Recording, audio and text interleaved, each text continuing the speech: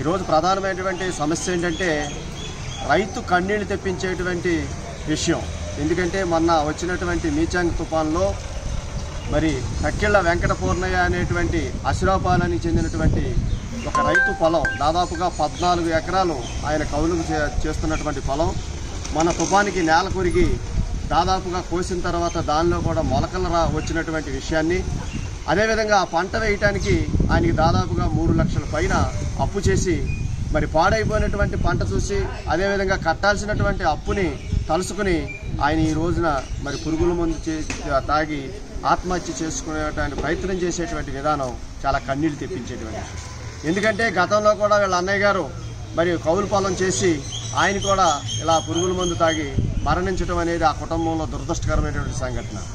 ఎందుకంటే ఈ ప్రభుత్వాలు ఎంతో గొప్పగా చెప్పుకుని రైతు ప్రభుత్వం, మాది పేదల ప్రభుత్వం, మేము రైతులకు అండగా ఉంటాం, మాది రైతు సంక్షేమ ప్రభుత్వం అని చెప్పుకునేటువంటి జగన్మోహన్ రెడ్డి గారి యొక్క ప్రభుత్వం మరి ఈ రోజున ఇన్ని రోజులైనా కూడా కనీసం ఆ బాధితుడి యొక్క పొలం దగ్గరికి వెళ్ళి ఒక్క అధికారి కూడా దాని మీద విచారణ చేయటం కానీ ఆ పొలం యొక్క వివరాలు రాసుకోవడం కానీ చేయకపోవడం దుర్మార్గమైనటువంటి చర్య.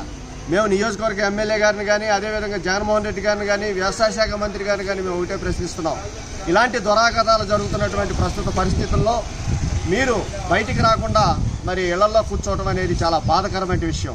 మరి గత 10 రోజుల క్రితం మరి కొత్తపాలెంకి చెందినటువంటి ఒక రైతు ఆత్మహత్య చేసుకుని అది ఈ దివి తాలూకా జనం మర్చిపోకముందే మళ్ళా ఈ అసిరాపాలెంలో మరి ఈ రోజు ఉదయం ఈ ఆత్మహత్య చేసుకునేటువంటి ఘటనలు చూస్తుంటే నిజంగా అవినిగడ్డ నియోజకవర్గంలో ఉన్నటువంటి రైతన్న పరిస్థితి భయంకరమైనటువంటి పరిస్థితిని ఎదుర్కొంటున్నారు.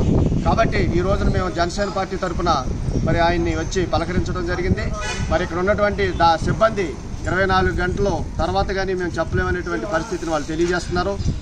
ఇలాంటి ప్రమాదకరమైనటువంటి పరిస్థితుల్లో కూడా మరి ప్రభుత్వం ఆదుకోకపోతే వాళ్ళు ఏమైపోతారని చెప్పి మేము ప్రశ్నిస్తున్నాం. కాబట్టి మా జనసేన పార్టీ తరఫున ఒకటే డిమాండ్ చేస్తున్నాం. తక్షణం ఎవరైతే ఈ యొక్క ఆత్మహత్య చేసుకున్నటువంటి రైతు ఉన్నాడో అతనికి నష్టపరిహారంగా వెంటనే 20 లక్షల రూపాయలు పరిహారం ఇవ్వాలని, అదేవిధంగా ఆ పంటను లెక్కగట్టి రావాల్సినటువంటి బీమా కానీ పంట నష్టం కానీ ఇవ్వాలని చెప్పి మా జనసేన పార్టీ తరఫున డిమాండ్ చేస్తున్నాం. తక్షణం స్పందించి